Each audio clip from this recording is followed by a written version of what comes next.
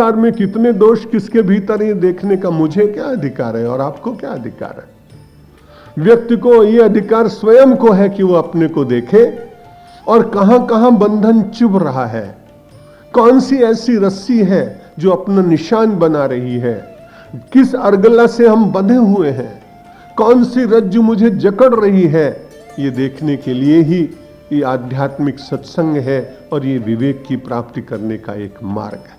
दुर्लभम त्रैवेवैतद् देवानुग्रह हेतुकम मनुष्यत्वम मुमुक्षुत्वम। इसलिए जिनके मन में मोक्ष की इच्छा है, बहुत कम लोग। गीताकार भगवान श्री कृष्ण कहते हैं यदि बहुत लोगों की इच्छा न हो तो भी निराश होने की तो बात है ही नहीं। मनुष्याणाम सहस्रेषु कश्चित् यतति सिद्धये यत्तम अपि सिद्धानाम कश्चिन् माम वेत्ति तत्वतः। भगवान श्री कृष्ण कहते हैं कि इतने बड़े मानवों के समुदाय में मनुष्याणाम सहस्रेषु, हजारों लोगों में कहीं कोई कोई यतति सिद्धये, सिद्ध के लिए यानी बंधन से रहित होने के लिए कोई कोई प्रयत्न करेगा। भगवान श्री कृष्ण के काल में संख्या कम रही होगी, इसलिए उन्होंने केवल मनुष्याणाम सहस्रेषु का वर्णन किया।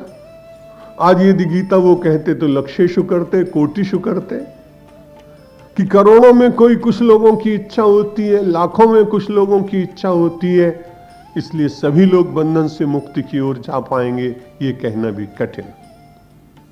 और वैसे भी ये परमात्मा की कृपा के बिना संभव नहीं है, ये तो अभी हमने आपने सुना ही। जब कभी बंधन से मुक्ति की ओर चलने की इच्छा जग जाए, जिस दिन और जितनी देर के लिए जहां भी, उन क्षणों को मानिए दैवानुग्रह हेतुकम, वो परमात्मा के अनुग्रह के क्षण है। और परमात्मा के अनुग्रह के क्षणों का सदुपयोग करना ये जीव के लिए बहुत ही आनंद की बात है। मनुष्यत्वम मुमुक्षत्वम, बंधन से मोक्ष की यात्रा की ओर प्रस्थान करने का विचार, ये व्यक्ति का जगा, ये ईश्वर की कृपा। और तीसरी कृपा महापुरुष संशया, किसी अच्छे व्यक्ति का साथ, किसी महापुरुष का साथ, किसी दिव्यात्मा की संगति। ऐसा कहीं नहीं लिखा है कि वो केवल सन्यासी हो या साधु हो, गृहस्थ जीवन में भी बहुत अच्छे आचरणशील लोग मिल जाते हैं। और ऐसे सदाचारी व्यक्तियों का साथ अगर मिलता है तो इसको भी मानना चाहिए भगवान की कृपा है। और जब कभी असदाचारी व्यक्तियों का साथ प्राप्त हो तो उससे बचने का जरूर प्रयत्न करना चाहिए। अपने नारद भक्ति सूत्र के प्रवचनों के संबंध के समय मैं आपको निवेदन कर चुका हूं, दुस्संगः सर्वथैव त्याज्य, दुस्संग का सदा त्याग करना चाहिए।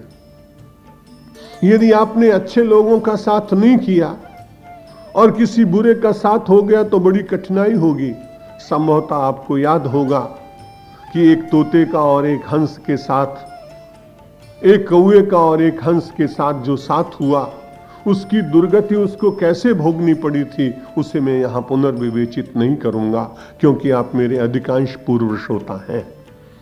लेकिन यदि थोड़ी देर के लिए भी संगति बिगड़ जाए तो व्यक्ति को बड़ा कष्ट हो सकता है।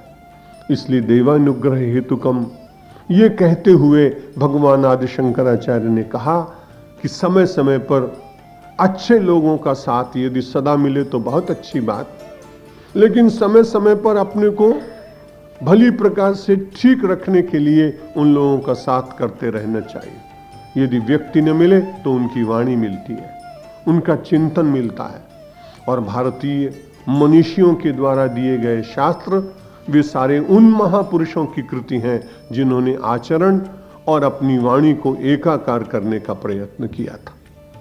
आज हम सब लोग निश्चित रूप से मानते हैं कि वाणी का व्यवहार बात है और वाणी का व्यवहार आचरित कम हुआ है, इसलिए समाज के जीवन पर उसका प्रभाव नहीं दिखाई पड़ता।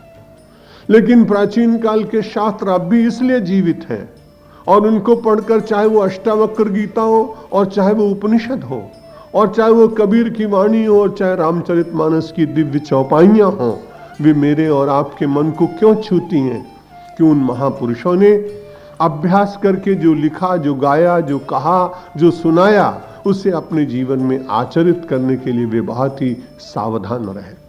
जब व्यक्ति सावधान होकर किसी शब्द का प्रयोग करता है तो वही सावधानी उसके शब्दों की ऊर्जा बनकर उसके आचरण की शक्ति बन जाती है।